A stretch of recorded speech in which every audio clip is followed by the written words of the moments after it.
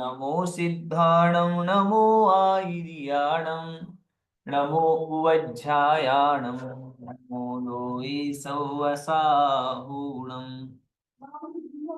ओकारं बिंदु संयुक्तं नित्यं ध्यायन्ति योगिनः कामदं मोक्षदं चैव ओंकाराय नमो नमः। अविरल शब्द घनौघा प्रक्षालित सकल भूतल कलंकाः मुनि विरूपासित तीर्थ सरस्वती हरतु नो दुरितम्।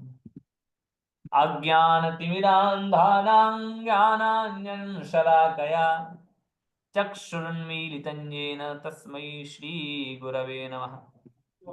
श्री परम गुरवे नमः। परम्पराचार्य श्री गुरुभ्यो नमः।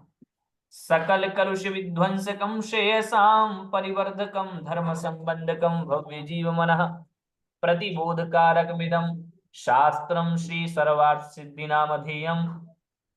अस्य मूल ग्रंथकर्तारः श्री सर्वज्ञ देवास्तदुत्तर ग्रंथकर्तारः श्री गणधर देवा प्रतिगणधर देवास्तेषां वचोनुसारमासाद्य श्रीमता पूज्यपाद स्वामिना विरचितम्।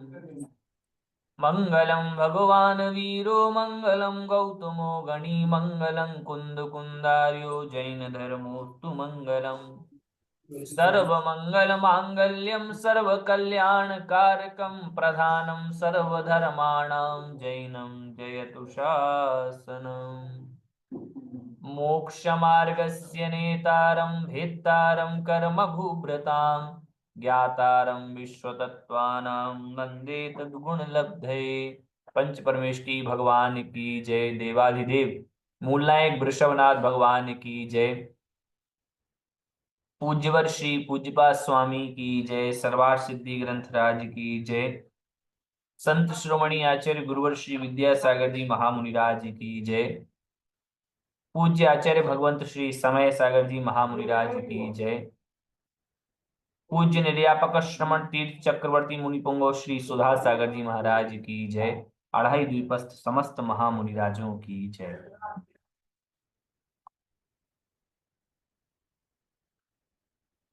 हम लोग अध्ययन कर रहे थे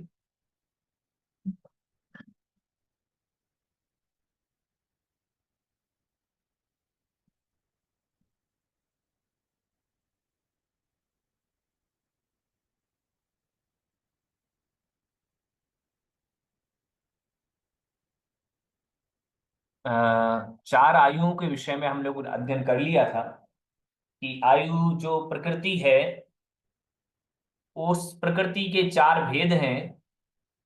नरकायु, त्रियंचायु, मनुष्यायु और देवायु। प्रत्येक के विषय में भी यहाँ पर वर्णन हो चुका था। उसके उपरांत कहते हैं नाम कर्म के विषय में जो कल अपन ने सूत्र पढ़ा था। गति जाति शरीरांगोपांग निर्माण बंधन संघात संस्थान संगनन स्पर्श रसगंध वर्णानुपूर्व्या गुरु लघुपघात परघाता तपोद्योतोच्छवास योगतया प्रत्येक शरीर तरस्वक सुस्वर शुभ सूक्ष्म पर्याप्ति स्थिरा देहि यशा कीर्ति सेतराणि तीर्थ करत पंचल इत्यादि में 42 प्रकृतियों का कथन आया था जो कि इस प्रकार है। गति, जाति, शरीर, आंगोपांग, निर्माण, बंधन, संघात, संगनन, स्पर्श, रस, गंध, वर्ण, आनुपूर्वी, अगुरु लघु, उपघात, परघात, आतप, उद्योत, उच्छ्वास, और व्यायोगति तथा इनकी प्रतिपक्ष भूत जो हैं, अर्थात इनकी उल्टी जो हैं उन प्रकृतियों के साथ, अर्थात साधारण शरीर, प्रत्येक शरीर, स्थावर, तरस, दुर्भग, सुभग, दुस्वर, सुस्वर, अशुभ, अशुभ के बाद शुभ, बादर, सूक्ष्म, सूक्ष्म के बाद आएगा पर्याप्तिक, अपर्याप्तक, स्थिर, अस्थिर, आदेय, अनादेय, यशा कीर्ति, ऐशा कीर्ति और तीर्थकर।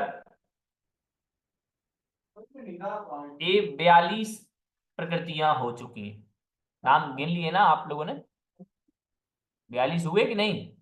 हो गए भैया, गिने मैंने। हो गए, ठीक। तो ये 42 प्रकृतियां हो गई। नाम कर्म के नाम प्रकृति जो है थी, उस नाम रूप प्रकृति के ही ये 42 भेद कर दिए। उसी के विषय में क्रमशः वर्णन आगे चलेगा। अर्थात सबसे पहले गति क्या है इसके विषय में बताएंगे। तो कहते हैं यद उदयात, अर्थात जिसके उदय होने से आत्मा भवांतरम गच्छति सा गति ही, अर्थात जिसके उदय होने पर आत्मा भवांतरम दूसरे भव को गच्छति प्राप्त होता है या जाता है, उसको हम गति कहते हैं। उसके उपरांत सा चतुर्विधा, और वह गति 4 प्रकार की है। कौन कौन सी? नरक गति, त्रियक गति, मनुष्य गति और देवगति चेति और देवगति। इस प्रकार यह 4 प्रकार की। फिर आगे कहते हैं नरक गति क्या है? तो नरक गति को प्रतिपादित करते हैं।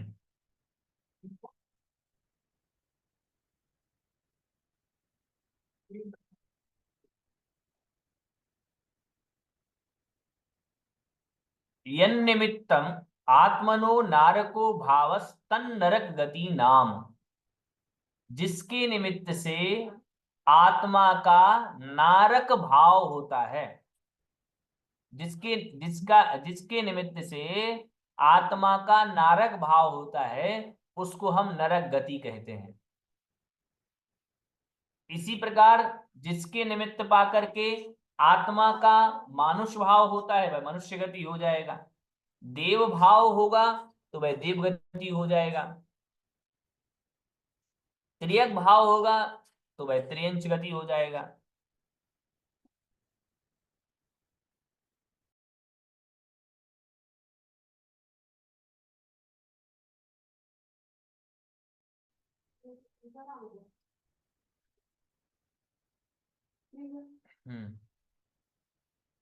शेष एवं शेषेषु अपि योज्यम, इसी प्रकार शेष गतियों में भी जोड़ लेना चाहिए, जिसकी हम परिभाषा भी आपको बता चुके हैं। उसके बाद कहते हैं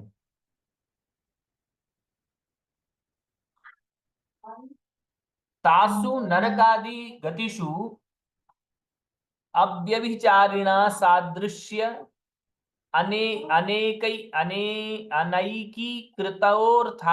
जाति ही, अर्थात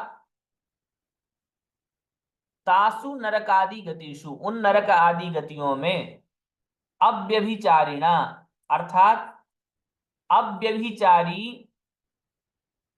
की सादृश्य समानता, अव्यभिचारी समानता के आधार पर जो एकीकृत करता है, अर्थात जीवों को जो एकीकृत करता है, उसका नाम है जाति। अब कोई कहे ये व्यभिचारी अव्यभिचारी समानता क्या है? तो जो अलग अलग कराए वो व्यभिचारी समानता है, और जो अलग अलग ना कराए वह अव्यभिचारी समानता। जैसे एक इंद्रिय जाति कहा, तो एक इंद्रिय में होने वाले उत्पन्न होने वाले सभी जीव एक ही प्रकार के हो गए, एक इंद्रिय जाति है। दो इंद्रिय में पैदा होने वाले सभी जीव एक ही प्रकार के हो गए, सबको दो इंद्रिय जाति के नाम से ही पुकारा गया, वह दो इंद्रिय जाति हो गई कि सबको एक करके कह दिया। ऐसे ही त्रिइंद्रिय जाति, चतुरिंद्रिय जाति और पंचेंद्रिय जाति। तो कहा कि उन नरक आदि गतियों में जो चारों गतियां हैं उनमें अव्यभिचारी समानता के आधार पर जीवों का एकीकरण, जो भी अलग अलग हो रहे थे उस नरक में, सब अलग अलग प्रकार से आयु आदि की अपेक्षा से, सुख दुख आदि की अपेक्षा से जो विभिन्न विभिन्न प्रकार के हो रहे थे, उनको सबको एकीकृत जो कर देवे, उसका नाम जाति नाम कर्म है।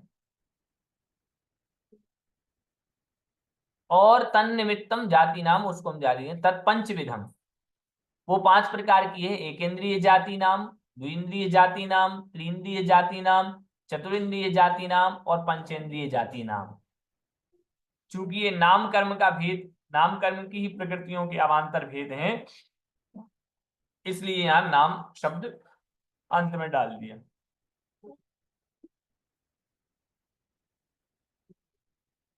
फिर कह रहे हैं यद उदयात आत्मा एकेंद्रिय इति शब्दते, जिसके उदय होने पर आत्मा को एकेंद्रिय ऐसा शब्द किया जाता है, उसको हम एकेंद्रिय जाति नाम कहते हैं। जिसके उदय होने पर आत्मा को द्विइंद्रिय जाति कैसा कहा जाए, जिसके उदय होने पर तीन जाति कहा जाए, जिसके उदय होने पर चार इंद्रिय जाति कहा जाए, तो ऐसा वह जाति कहलाती। एवं शेषेषु अपनी योज्यम, और शेष में सभी में इस प्रकार से जोड़ लेना चाहिए। मतलब इसी के उदय से जीव एक इंद्रिय जाति आदि कहा जाता है। फिर आगे कहते हैं गति इंद्रिय, नहीं, गति जाति शरीर, शरीर के विषय में कहते हैं शरीर क्या कहलाता है। तो कहते हैं यद उदयात आत्मनः शरीर निर्वृत्ति तच्छरीर नाम, अर्थात जिसके उदय होने पर, जिसके उदय से आत्मनः शरीर निर्वृत्ति, जिसके उदय होने पर जीव के शरीर की निर्वृत्ति अर्थात रचना, जिसके उदय होने पर जीव के शरीर की रचना होती है, उसको हम शरीर नाम कहते हैं। और उस शरीर नाम के पांच भेद हैं, तत्पंचविधम, पांच भेद हैं। औदारिक शरीर नाम, वैक्रिक शरीर नाम, आहारक शरीर नाम, तेजस शरीर नाम और कार्मण शरीर नाम। इस प्रकार से पांच भेद हो गए हैं शरीर के। तेसाम विशेषो व्याख्यातः, और उनके विषय में विशेष व्याख्यान हम दूसरे अध्याय आदि में कर चुके हैं। आचार्य दूसरे अध्याय में औदारिक वैक्रिक आहारक तेजस कार्मणानि शरीराणि, इस प्रकार से सूत्र कह करके उन्होंने दूसरे अध्याय में ही पांचों शरीरों की व्याख्या कह दी है। इसलिए उन्होंने कहा तेसाम विशेषो व्याख्याता, उनके विषय में विशेष व्याख्यान कर चुके हैं। उसके बाद आता है तो जिनको भी देखना हो उस विषय में, आप औदारिक वैक्रिक आहारक तेजस कार्मणानि शरीराणि कैसा दूसरे अध्याय में शरीर के विषय में को आराम से और भी विशेष देख सकते हैं।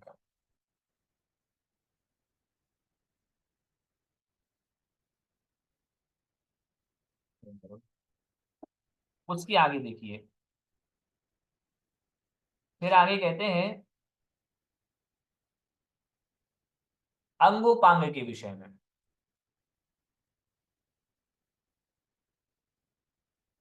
यद उदयात, हाँ, पांच प्रकार का कह दिया वह। यद उदयात अंगोपांग विवेकस तदो तदंगोपांग नाम, और जिसके उदय से अंग और उपांग का विवेक होता है, रचना होती है, जिसके उदय से अंग और उपांग की सॉरी, क्षम्यता, अ, विवेक का मतलब होगा भेद। जिसके उदय होने से अंग और उपांग का विवेक हो, अर्थात भेद, भेद हो कि यह अंग है और यह उपांग है, इस प्रकार से वह भेद हो, उसका नाम है अंगोपांग। जो मुख्य अंग है वह अंग के रूप में जाने जाते हैं, शेष अंग उपांग के रूप में जाने जाते हैं।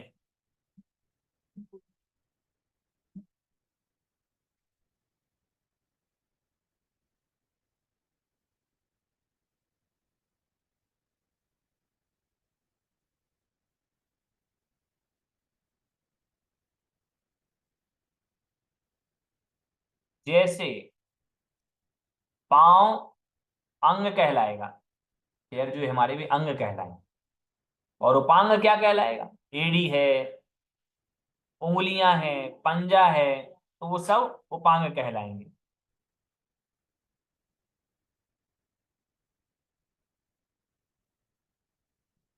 फिर उसके बाद किसकी चर्चा कही गई, क्या कहा गया है, हाँ, कि तत्त्रिविधम, वह तीन प्रकार का अंगोपांग है। औदारिक शरीरांगोपांग नाम, वैक्रिक शरीरांगोपांग नाम, और आहारक शरीरांगोपांग नाम।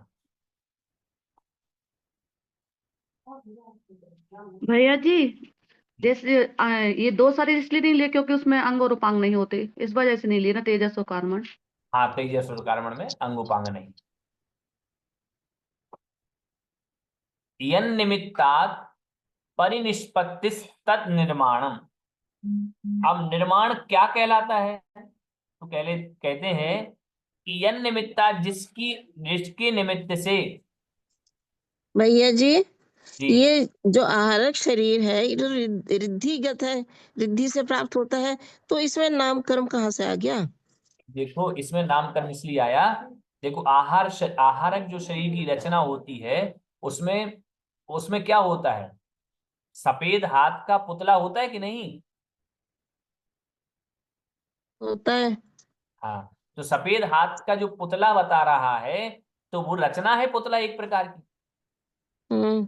तो बस वह अंग हुआ ना। तो इसमें नाम कर्म की वजह से होता है, ये तो रिद्धि से प्राप्त होता है ना। शरीर प्रकट होगा रिद्धि की विशेषता से, हाँ। शरीर तो कहलाएगा नाम कर्म का ही ना रचना। भैया जी, उसमें अच्छा। यानी प्राण भी रहते हैं पुतला की, क्या, यानी पुतला में यानी जीव जान भी रहती है। जान तो आत्म प्रदेश रहते हैं उसमें, होते हैं उसके साथ आत्म प्रदेश हो की जाएंगे रचना हमारे। पूरी यानी पंचेंद्रिय जीव जैसी होती है। बिल्कुल नहीं, जो पुतला रहता है एक प्रकार का, जो कि शंका समाधान करके लौट आके आ जाता है, ऐसा आचार्यों ने बताया है कि एक हाथ का सफेद कलर का पुतला निकलता है, वह भी मस्तिष्क से लगता है।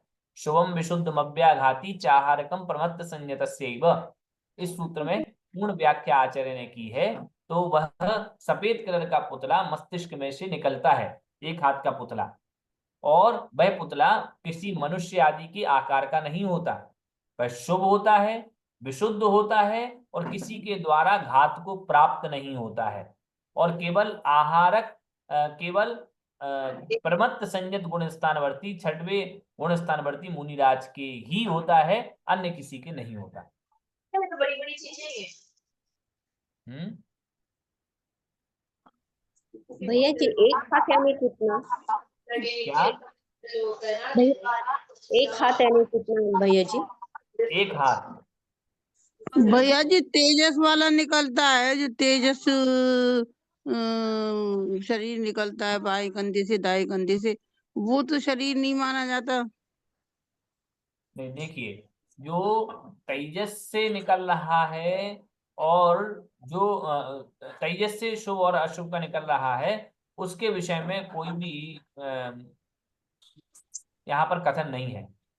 हाँ, नहीं वो शरीर में इसमें आता ही नहीं है ना, तीन ही तो आते हैं, ये आहारक और औदारिक और हाँ, वो तो।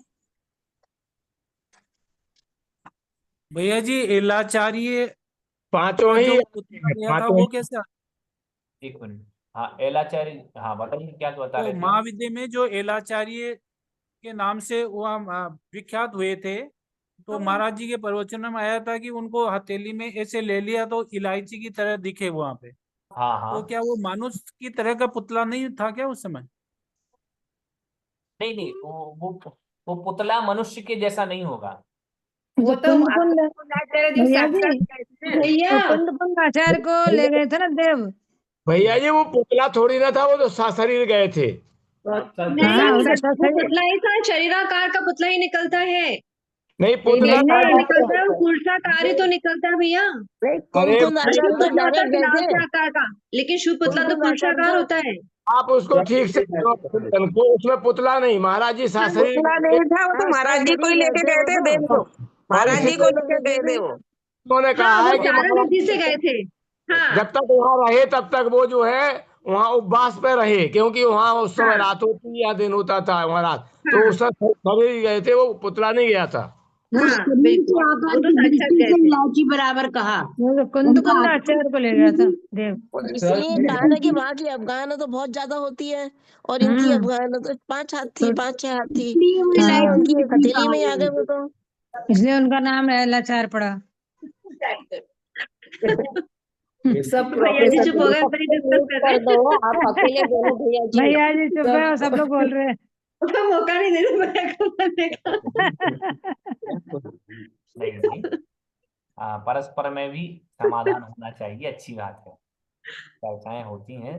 वादे वादे जायते बोधा, एक पंक्ति है कि विचारों विचारों में ही कुछ नया तथ्य निकल जाता है, तो विचार चलना चाहिए। तो चर्चा यही चल रही थी कि जो अपना तेजस पुतला निकलता है, शुभ पुतला होता है, वो श्वेत कलर का लेकिन पुरुषाकार होता है, और अशुभ पुतला रेड कलर का बिलाव के आकार का होता है। बिल्कुल। फिर ये चर्चा चल रही थी अपनी कि जब आचार्य श्री पहुंचे थे, कुंद आचार्य श्री, वो तो सशरीर पहुंचे थे रिद्धि के बल पे, चार रिद्धि से, तो वहां पे तो पुतले की बात ही नहीं थी, वो तो देखिए, सशरीर थे। इसके विषय में मैं आप सबको बताना चाहूंगा। भैया जी, इसके विषय में तेजस और कारमान तो सब में होता है। हाँ देखिए, मैं आप सबको इस विषय में बहुत अच्छी तरह से अवगत कराना चाहूंगा। ऐसा कोई पुख्ता प्रमाण नहीं मिलता है कि वह विदेह आदि गए थे, है ना। कि नास्तिक यही पढ़ा है भैया कि वहीं से आने के बाद उन्होंने पंच परमागम की रचना की थी। कौन सी आगम में ऐसा लिखा है? भैया सबसे यही सुना है देखो, कि नहीं, उसके बाद सुना, पंच सुधा परमागम सागर, की रचना हुई, विदेह क्षेत्र देखिए गए थे। देखिए, नहीं सुधा सागर जी सुनना, महाराज ने की बताया है कि कोई ऐसा प्रमाण मिलता ही नहीं है। हाँ, ऐसा सुनना और पढ़ना,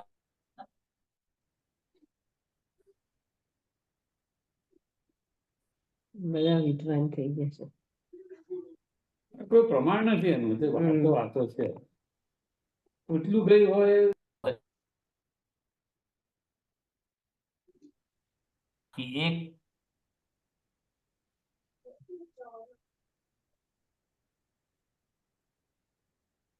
हाँ भैया आप आवाज आ म्यूट रही में है? भैया आप बोलिए। हाँ अब आ रही है भैया, हाँ, बोलिए। मैं ये कह रहा हूँ, आप लोगों ने बहुत अच्छे से सुना होगा, क्योंकि आप सब लोग उम्र दराज हैं, तो उम्र दराज होने के कारण से आपने सुना सब होगा नहीं है भैया, सब नहीं है। हमने भी सुना दिया जी।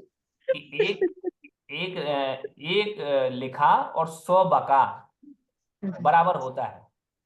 मतलब लिखने में बहुत ताकत होती है मुंह से बोलने की अपेक्षा, तो लिखावट को ज्यादा प्रमाण माना जाता है हमारे यहाँ पूर्व से ही, प्राचीन काल से ही लिखावट।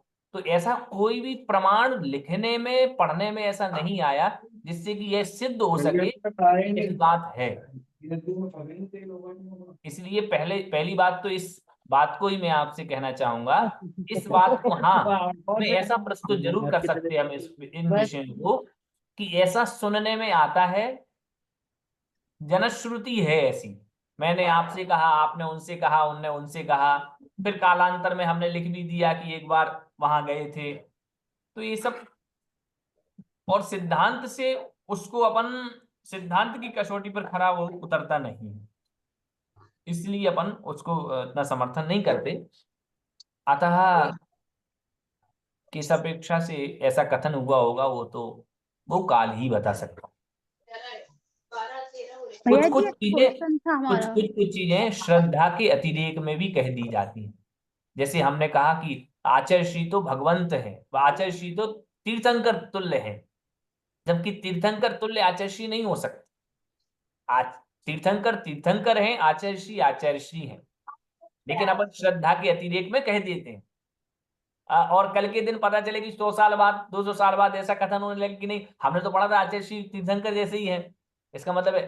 तो ये सब कथन श्रद्धा के अतिरेक में कह दिए जाते हैं। श्रद्धा जब बलवती होती है तो अपन कुछ भी बोल देते हैं, तो लेकिन ऐसा कोई प्रमाण नहीं होता। अच्छा, एक जिज्ञासा और है कि अजितनाथ भगवान के समय में कहते हैं कि 170 तीर्थंकर हुए थे, तो इसका कोई प्रमाण है? ये भी जनश्रुति है? नहीं, तो नहीं है इसका। जनश्रुति है अथवा प्रमाण है, मैंने अभी प्रमाण इसको नहीं देखा।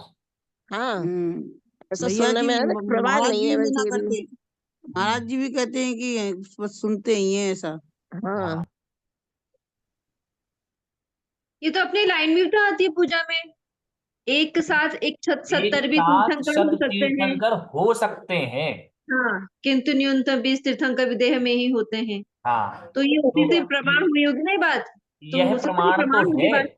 यह प्रमाण हाँ, तो शास्त्रों में है कि एक साथ 170 तीर्थंकर हो सकते हैं। कैसे हो सकते हैं? तो प्रत्येक नगरी की अपेक्षा यदि अपन लगा ले में, यदि प्रत्येक नगरी में हम एक एक तीर्थंकर को बैठा दे में उस मतलब तत्काल संबंधी। तो वो बिना बिना प्रमाण के बात कैसे कह देंगे? हाँ, प्रमाण होगा तभी तो ये बात कही है, तो इसका मतलब अजितनाथ भगवान के समय में रहे होंगे, उसी की ऐसा बात ये नहीं, बात हुई है। उन्होंने ऐसा वरना लिखा ये हो हो हो नहीं सकते सकता। हैं, हाँ, हुए हैं, ऐसा ऐसा नहीं हो है उस सकता लाइन है, में। लेकिन नहीं एक भैया जी, बात यही तो सुना है कि अजितनाथ भगवान के टाइम में पूरी नगरियां भरी हुई थी। सही हाँ, है। तभी तो कहीं ना होता है। कहीं कोई बात अजितनाथ भगवान के काल में ना घटी हो, किसी और भगवान के काल में घट जावे, कहीं ना कहीं घटने का प्रमाण हो सकता है। बाकी तो ये घट पढ़ा यही है, किसी और का देखिए, तीर्थंकर में अपन ने अगर पढ़ा घट ही जावे, नहीं है, पढ़ा तो नहीं। देखिए घट जावे तो आगम में कोई विरोध तो नहीं, और नहीं भी घटे तो भी आगम में कोई विरोध नहीं। अतः हाँ, इन सब विषयों को अपन को इन सब विषयों में नहीं उलझना चाहिए। अच्छी बात है कि आगम आगम में प्रमाण, कोई दिक्कत आगम नहीं आ रही प्रमाण। इससे। सम्यक तो देखो सबसे अच्छी बात है, सम्यक तो हमारा खंडित ना हो, ऐसी सभी बातें अपन को मान्य है। आगम के परिप्रेक्ष्य में सब हाँ, शीश झुका के सम्यक तो स्वीकार्य खंडित है। ना हो तो सब मान्य है, लेकिन सम्यक तो खंडित हो जावे तब आपत्ति है। अब यहाँ इन सब बातों में सम्यक तो खंडित नहीं होने वाला। ठीक। अच्छा, और हाँ कुछ और हाँ, केवल एक हाथ यानी कितना भैया जी? जी, एक हाथ। एक हाथ एक का हाथ प्रमाण प्रमाण।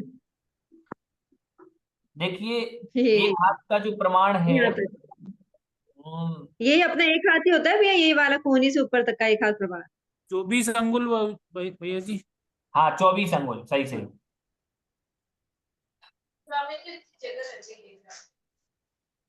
तो किसका अंगुल लेना, अपना लेना या एट दैट टाइम जो तीर्थंकर रहते हैं उनका अंगुल लेना है? फुट में बोले तो 1.25 होता है ना एक हाथ। स्वयं के हाथ अंगुल का होगा, स्वयं के अंगुल के हाथ होगा। पहले अफगाना ज्यादा थी, अंगुल ज्यादा आई थी। हर काल का आप उसका हाथ हर काल के हिसाब से लगेगा। हाँ, ये जिसका हाथ है उसी का अंगुल माना हाँ, जाएगा। उसी काल के व्यक्ति बिल्कुल, के हाथ के बराबर।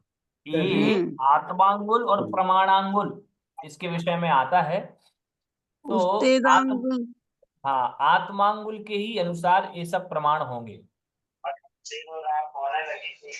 तत्त काल संबंधी आत्मांगुल के अनुसार ही प्रमाण माने जाएंगे। क्या प्रमाण? हेलो भैया जी, डाला है भैया जी इसमें। जी, यदि अभी के मनुष्य का नापा जाए तो वो भी 24 अंगुल का ही हाथ है। यदि अब का मनुष्य नापे अपनी अंगुल से तो वो 24 अंगुल का ही बैठता है। ठीक ठीक।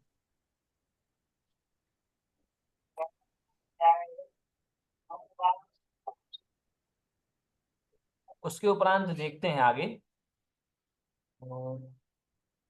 औदारिक शरीरांगोपांग, वैक्रिक शरीरांगोपांग और आहारक शरीरांग।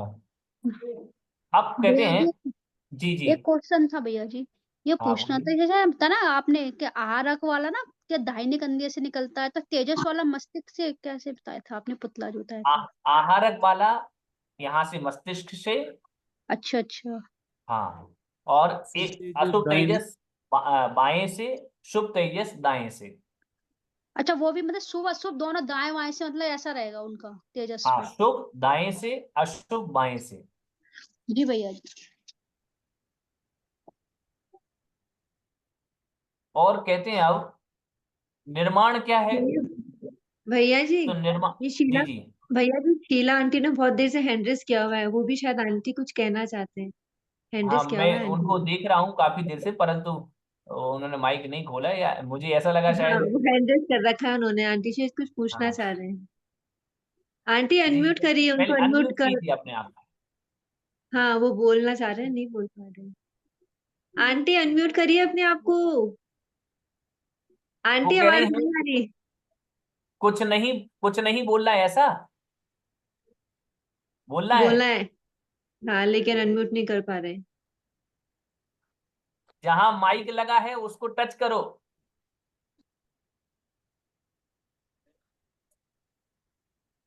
वो नहीं बोल पा रहे हैं, अनम्यूट नहीं हो पा रहे हैं। स्क्रीन को क्लिक करके फर्स्ट नंबर वाला ऑप्शन को क्लिक कर दो। शायद उनके पास कोई बैठा हुआ नहीं है।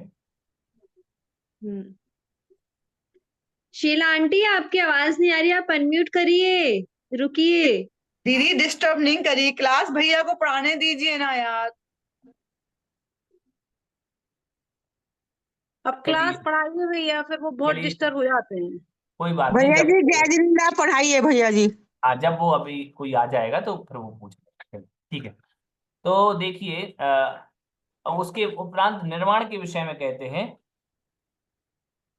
कि यन निमित्तात् परिनिष्पत्ति तन निर्माणम, अर्थात जिसके उदय से तन निष्पत्ति अर्थात उनकी निष्पत्ति हो, उनकी रचना हो। तो उनकी किनकी? तो अंगोपांग। तो जिसके उदय से अंग और उपांग की रचना होती है उसे हम निर्माण नाम कर्म कहते हैं। तद द्विविधम, वह दो प्रकार का होता है। कौन कौन सा? स्थान निर्माणम, प्रमाण निर्माणम। एक स्थान निर्माण और एक प्रमाण निर्माण। अब स्थान निर्माण क्या कहलाता है, प्रमाण निर्माण क्या कहलाता है? तो कहते हैं तज्जाति नामोदयापेक्षम चक्षुरादि नाम स्थानम प्रमाणं च निर्वर्तयति निर्मीयते अनेनेति निर्माणम। अर्थात निर्माण नाम कर्म जाति के उदय के अनुसार कहा, जाति नाम उदयापेक्षम, अर्थात नाम कर्म जाति के, निर्माण नाम कर्म जाति के उदय के अनुसार चक्षुरादि नाम निर्माणम, अर्थात चक्षु आदि की रचना अपने अपने स्थान में तथा अपने अपने प्रमाण में करता है। मतलब ये जाति, ये जो निर्माण नाम कर्म है, ये निर्माण नाम कर्म जाति नाम उदयात, जाति नाम कर्म के उदय की अपेक्षा से, एक इंद्रिय जाति है तो एक इंद्रिय जाति की अपेक्षा से, द्विइंद्रिय जाति है तो द्विइंद्रिय जाति की अपेक्षा से, त्रिइंद्रिय जाति है तो तीन इंद्रिय जाति की अपेक्षा से, तत्त जाति नाम कर्म के उदय के अनुसार चक्षु आदि की रचना करता है। तो चक्षु आदि की रचना कहाँ करता है? स्थान निर्माण, अर्थात अपने अपने स्थान में। कान की रचना यहाँ होगी, नाक की रचना यहाँ है, तो जहां जहां जिसकी रचना होती है वहां वहां उन स्थानों में रचना करता है।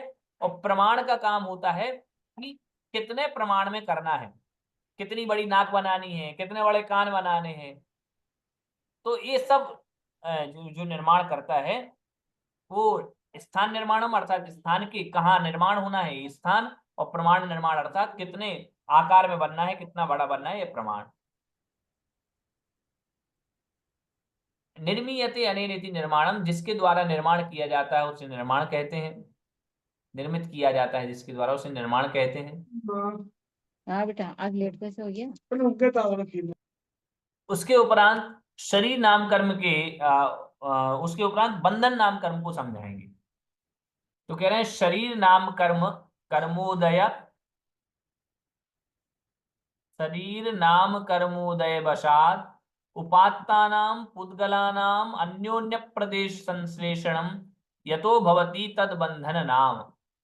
अर्थात शरीर नाम कर्म के उदय से जो हमने ग्रहण किया है पुद्गलों को, मतलब शरीर नाम कर्म के उदय से जिन पुद्गलों को हमने ग्रहण किया था, ऐसे उन पुद्गलों का अन्योन्य प्रदेश संश्लेषणम, एक दूसरे के प्रदेश से मिल जाना, इसी का नाम क्या है? बंधन।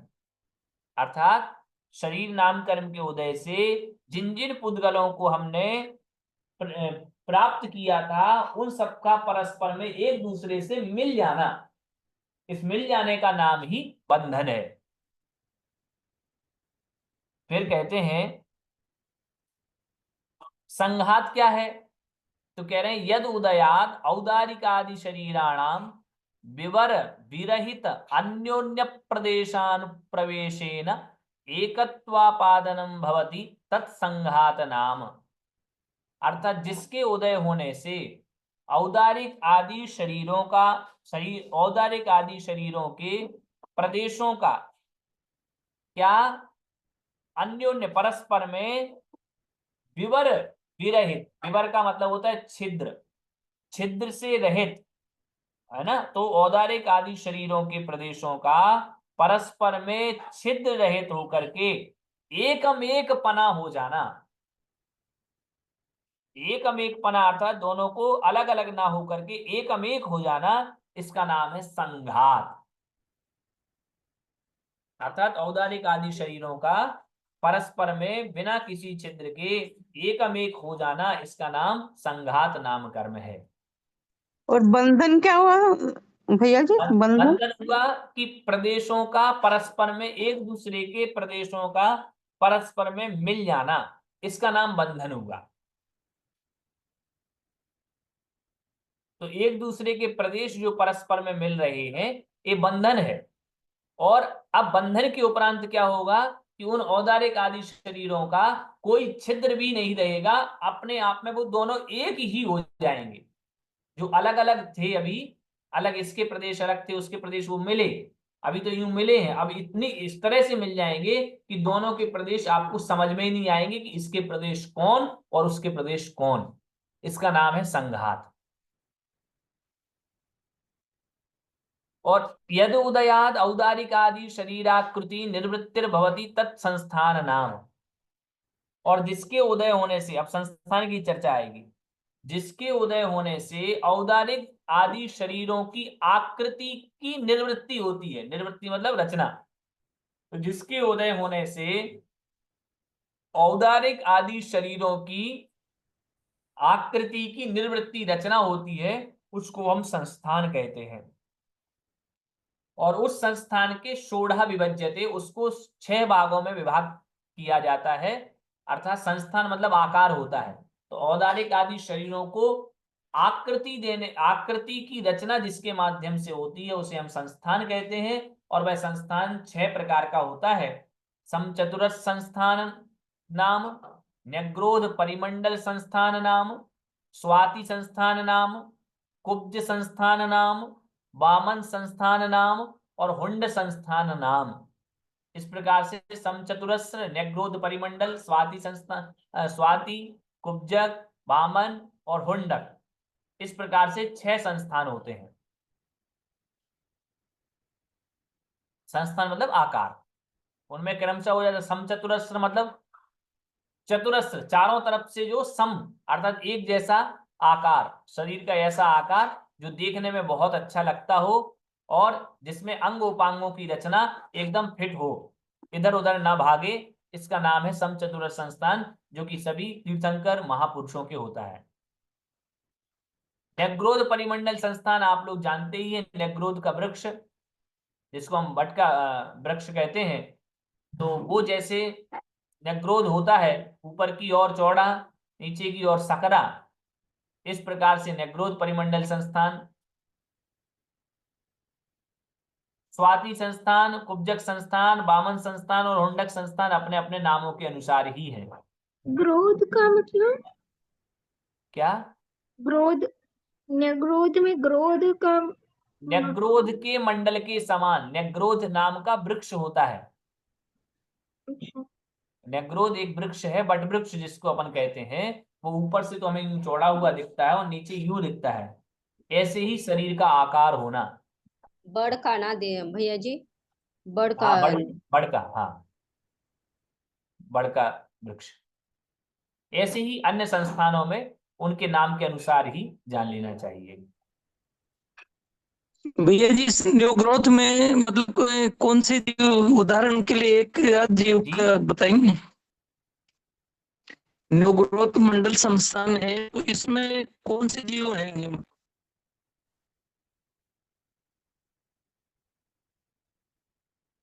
क्या कुछ कह रहे थे? हाँ, न्यू ग्रोथ मंडल संस्थान जो है तो उसमें जैसे अभी सम चतुर संस्थान का तो महापुरुषों का बताया, और न्यू ग्रोथ मंडल संस्थान में कौन से जीव आएंगे? अच्छा,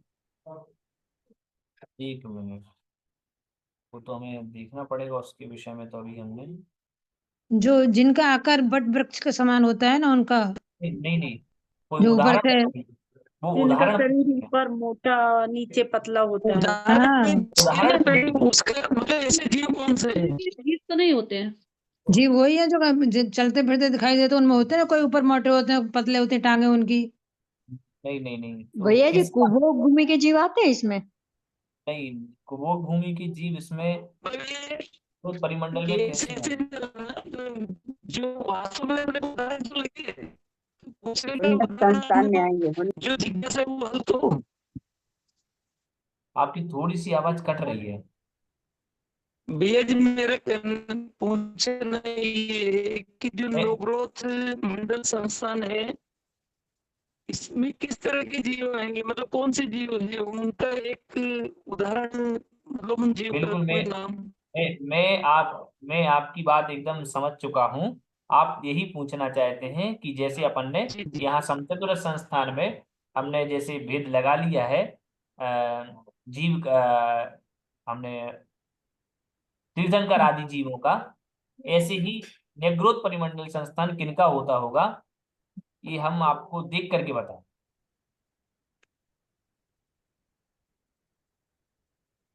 भैया जी स्वाति संस्थान कैसा होता है? स्वाति स्वाति संस्थान जो होता है वह बाम्बी, सर्प की जो बाम्बी होती है जी उस बाम्बी की तरह ही वह होता है, जो ऊपर का मतलब उसका नाभि से नीचे का भाग तो भारी होगा मोटा हो, और ऊपर का दुबला होता है। ऐसा आकार जो होना वह स्वाति संस्थान का प्रतीक है। जी जी भैया जी। और कुब्जक संस्थान तो मेरे को पता ही है, कुबड़ा शरीर। जी और बामन संस्थान बौना हो जाएगा। जी और जिसके उदय से अंगोपांग विरूप हो जाएंगे, देखने में ही बेकार लगेंगे, भद्दे लगेंगे, अच्छा उसको हम हुंडक संस्थान कहेंगे। वो तो नारकियों के होता है। वो नारकियों की होगा। तो इसका हम देखेंगे एक बार अभी नेग्रोथ परिमंडल संस्थान। भैया जी कुब्जक का क्या बताया? कुब्जक का कुबड़ा कुबड़ा आदि निकला रहना। हाँ,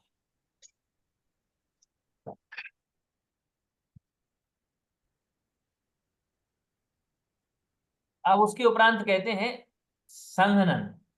तो यस्य उदयात अस्थि बंधन विशेषो भवति, जिसके उदय, हाँ, जिसके उदय होने से अस्थि बंधन विशेष होता है, अर्थात अस्थि मतलब हड्डियां, हड्डियों के बंधन में विशेषता जिसके उदय होने से होती है उसको हम संघनन कहते हैं। और वह 6 प्रकार का है। वज्र वृषभ नाराज संघनन नाम, वज्र नाराज संघनन नाम, नाराज संघनन नाम, अर्ध नाराज संघनन नाम और कीलक संघनन नाम तथा असंप्राप्ता श्रुपाटिका संघनन नाम। इस प्रकार से 6 संघनन हो गए।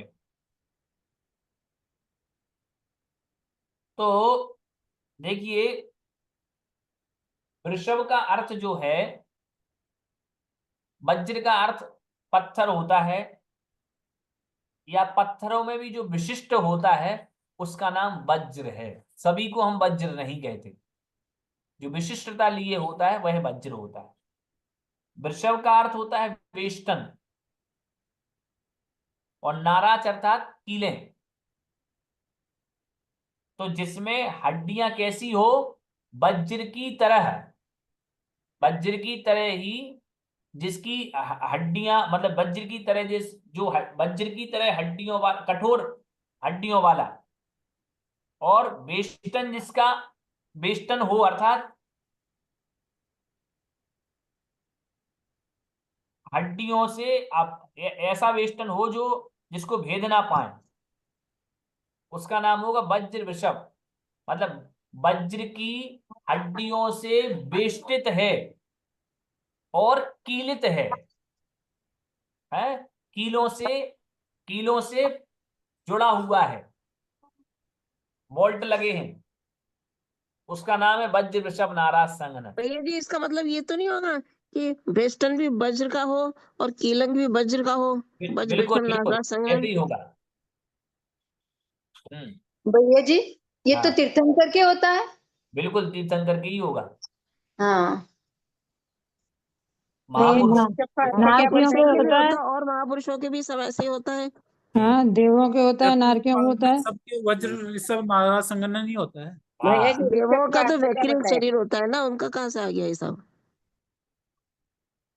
तदपा मोक्षगामियों के जैसे होता होगा नारकियों के भी नारकियों की वैक्र शरीर, लेकिन उनके होता है साथ में नरक में जो नारकी जाते हैं उनका वज्र नाराज सैनन ही होता है।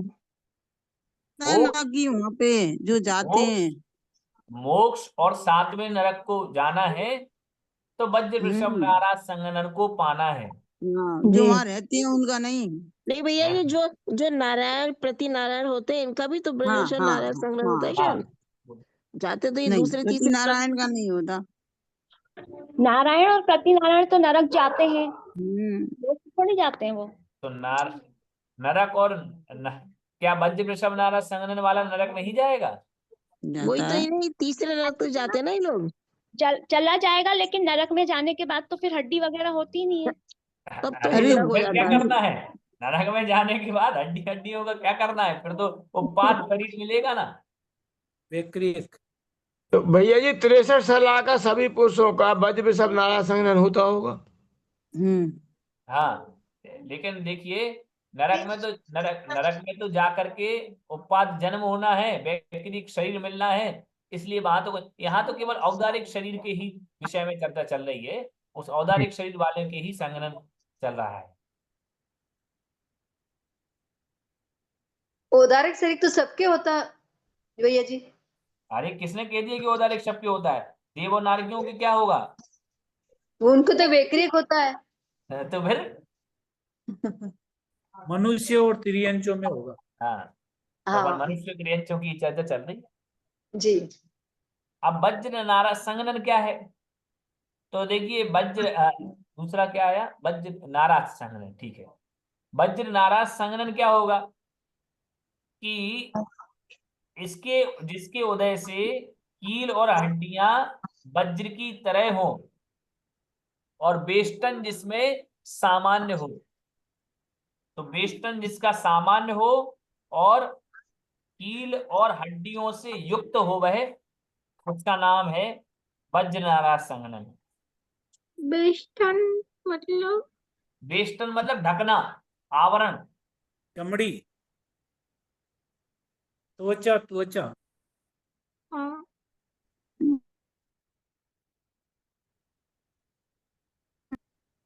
तो यहाँ वज्र नाराज में हाँ कुछ पूछ रहे थे।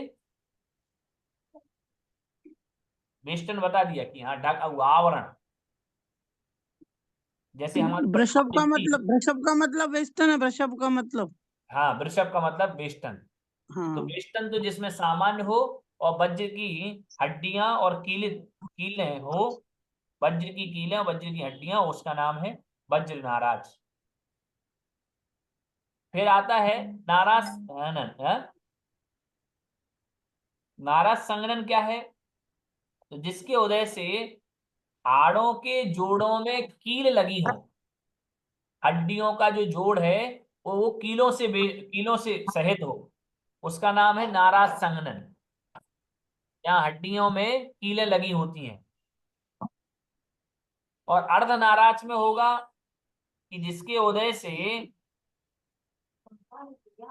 जो हड्डियों की जो संधियां हैं वो अर्ध कीलित हों, आदि कीलों से युक्त हों, वह अर्धनाराज। और फिर कहते हैं कीलक संघनन। कीलक संघनन में क्या होता है कि जो हड्डियां रहती हैं वो परस्पर में एक दूसरे से जुड़ी होती हैं। हड्डियां ही परस्पर में कीलों का काम करती हैं, अलग से कोई कील नहीं होगी। ये कीलक संघनन है या कीलित। हमारा यही वाला है। नहीं नहीं लास्ट वाला अपन का तो देखो, मैं पुनः कह दूं, अब वर्तमान में 3 हीन संघनन ही पाए जाएंगे। अब 3 हीन संघननों में से हमारा कौन सा संघनन है ये हम नहीं कह सकते, लेकिन आचार्य श्री ने एक बार कहा था कि देखिए, और आगम में भी आया है, 48 मिनट तक हम एक ही आसन में नहीं बैठ पाते। इस अपेक्षा से हमारा असंप्राप्ता श्रुपाटिका संघनन होना चाहिए। तो अगर हमें 48 मिनट तक की ही शक्ति एक जैसे बैठने की नहीं है तो हमारा असंप्राप्ता श्रुपाटिका संघनन ही होना चाहिए। जो क्या है, जिसमें कैसा रहेगा? क्योंकि हमारे भीतर इतनी हमारी हड्डियां और हमारी हड्डियां परस्पर में इतनी जुड़ाव वाली नहीं है कि हम एक लंबे समय तक बैठ करके ध्यान आदि कर सकें। शरीर से ही हम कमजोर हो गए, क्योंकि वो परस्पर में इस प्रकार से कीलित ही नहीं है। और असंप्राप्त श्रुपाटिका संघनन ये आपका जो है, जिसके उदय से हाड़ जो केवल है वो हाड़ हमारा नसों से, स्नायु आदि से ही बंधा हुआ है, उसका नाम असंप्राप्त श्रुपाटिका संघनन है।